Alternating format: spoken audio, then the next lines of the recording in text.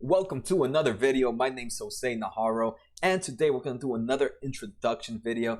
Today we're going to be talking about savings accounts and other ways to save money. So let's get started.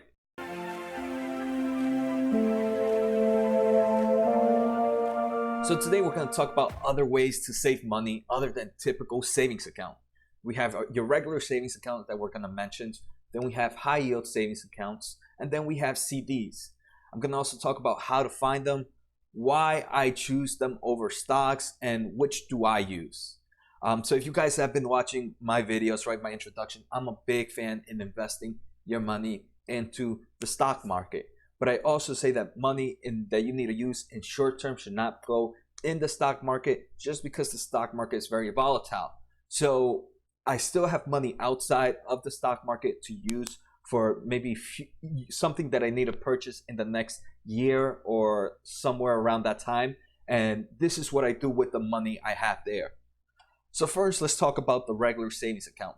So this is the one I hate the most because my money does not work for you here. This is the typical savings account that when you go to a bank and you try to open one up, this is the savings account you get. Savings account, you have very low returns. You have about 0.01% return. And here your money for 0.01 return, you're getting pennies on the thousands of dollars. So your money is not doing anything for here. The only good thing about these are they're pretty easy to open one up. You can just go to any bank and open one up. And if you need to take money out, you can easily just go to the bank. They have ATMs all over where you can pull them out. But here, let's say you have $10,000 that you want to use in the next year or so. So you have $10,000 that you don't want to put in the stock market. So how do you still make it grow for you? If you put in a regular savings account with a 0.01 returns, that $10,000 in 1 year is gonna make you $1. That's nothing, right? That's ridiculous. How little bit of money you make that, and this is the main reason I'm not a fan of regular savings account. Next thing you know is we have a high yield account. High yield accounts I like better. They usually have higher rates than your savings account, right? So right now, the average rates, we're going to take a look at some, it's about 1.7%, where remember the other one was 0.01%. The only thing is high yields account rates usually depend on how the market is doing. If you guys have seen lately that, right, the interest rates of the federal bank every quarter seems to be going down lower and lower. So at the end of the day, this rate kind of, if that rate goes lower, then this high yield savings account also goes lower. But hey, if the rates go higher, these accounts also go higher. So it depends on the market.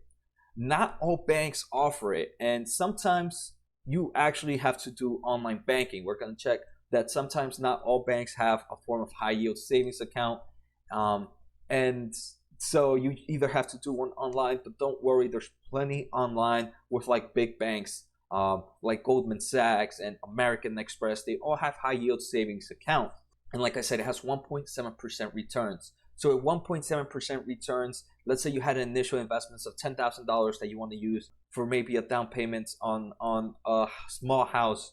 In a year, that money actually made $171 compared to the $1 made in the regular savings account. So you can see $171. Now that's making an extra $171 it's actually a pretty nice return for something pretty safe. The only thing is, since it's sometimes online banking, if you don't have them linked to your main bank account, it might take a few days to transfer money in and out. Usually like that 2 to 3 days before you can transfer it to like a bank where you can just go and pull out the money from an ATM. Some of these do also work with ATMs. So it's, again, you just have to do your research and find out which one works with ATMs and which one has some form of banks that you can actually go to. Usually the ones that don't have ATMs and that don't have physical banks on them right now provide higher rates because now they don't have to pay like all the people to handle the brick and mortar stuff. So usually you get higher rates in those. The final one I'm going to talk about is certificate deposits. So these are called CDs and usually have the highest rates. So CDs, there's just savings account. If you guys don't know, most savings account, you can only transfer money in. You can only transfer money out of savings account about 6 times a month or 6 times every statement. 6 times every statement, right? So You see this in all savings account, high yield savings account and regular savings account, that you can only transfer out about 6 times. With certificate deposits, it's different. Here, when you put in the money, you have a time limit of how long that money must stay there.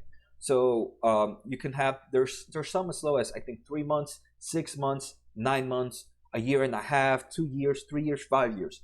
And obviously, the more time you have, the higher the time you choose, the higher the rates become, right? So a 9 month might be like 1.7%, while a 12 month might be 1.75%, and an 18 month might be 1.8%. So the higher you go in time limit, the higher the rates are. But remember, this means you can't pull that money out until then.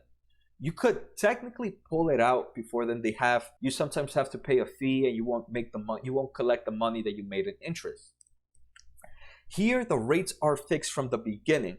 So rates are fixed from the beginning, and that's sometimes a good thing and sometimes a bad thing.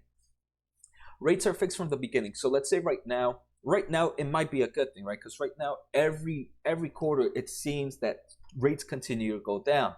So in the high yield savings account, right, your rates continue to go down. I remember when we first opened up our high yield savings account, we were making about 2.1% on returns here. 2.1% was pretty good. But we can see the past few quarters, the rates keep going down, and with the rates keep going down, our high yield savings account rates come down.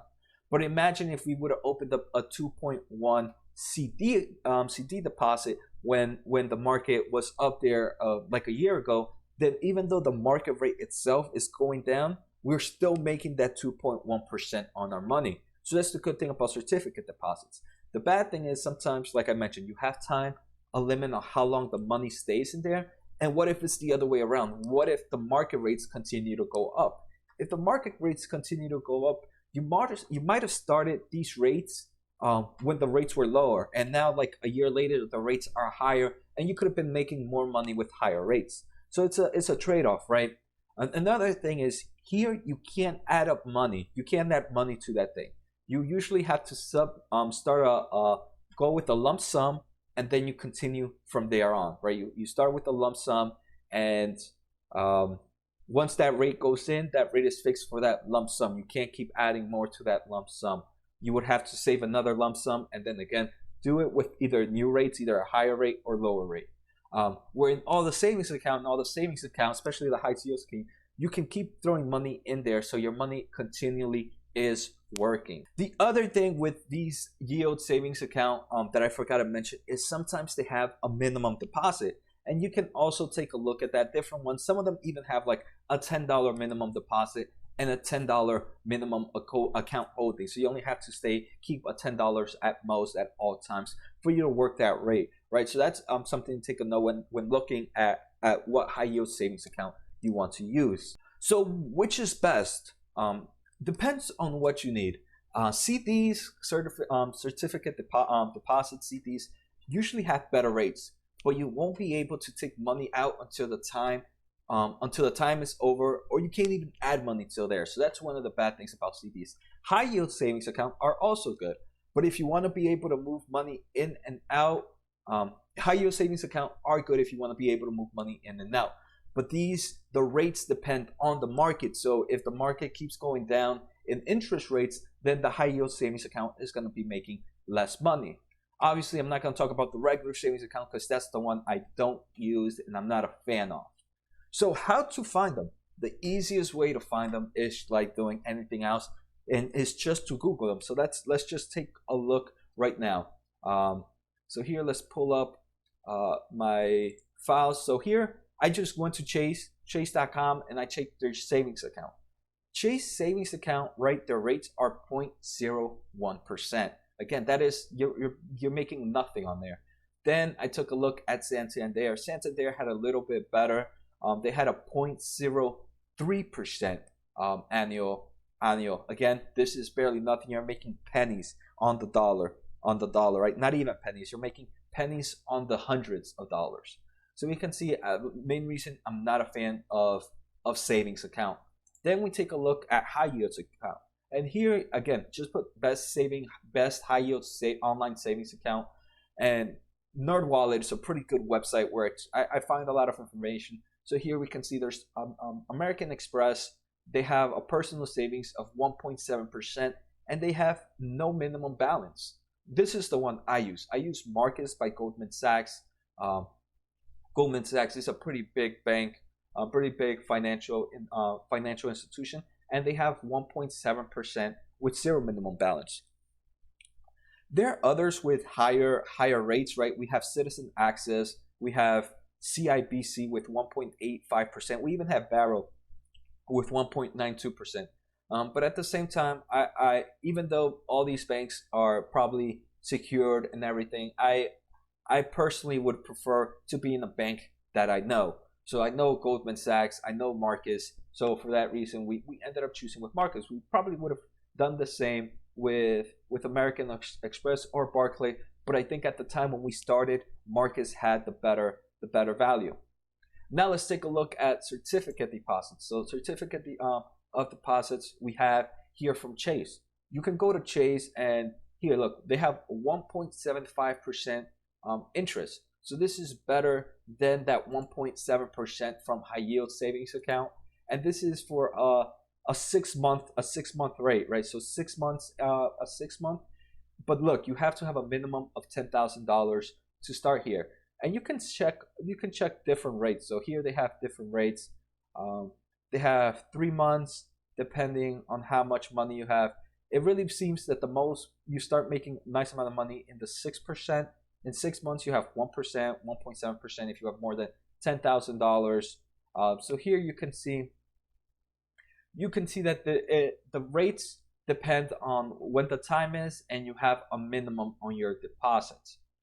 Next, we can check also Santander. So Santander here, you can see a 15-month CD has a 1.75% return. An 18-month CD has 1.8% return. So for most certificate deposits, I actually think for all certificate deposits, you actually have to go to the bank in person, be like, hey, I want to open up the certificate deposits. They go through you with the process and what happens. What happens if you're gonna ask questions? Hey, what kind of penalties is there if I need to take the money out earlier, or what kind of money do I see? And then nowadays, I'm pretty sure you can Google. I haven't done so. There are some that even have certificate deposits that have penalty free. So if you take out your money, you don't get a penalty on it. So there's plenty of ways for you to save money. And again, you can Google them pretty easily to find them. So which do I use? So like I mentioned, regular savings account, no. I personally want my money to work for me, right? That's the main thing. Money should always be working for me. High yield savings account. Yes, this is the one I use the most. And like I mentioned, I use Marcus, and this is money working for me while my wife and I were saving for our second home, right? We're saving for our second home, and we want to purchase the second home within the next 4 to 5 months, maybe even sooner.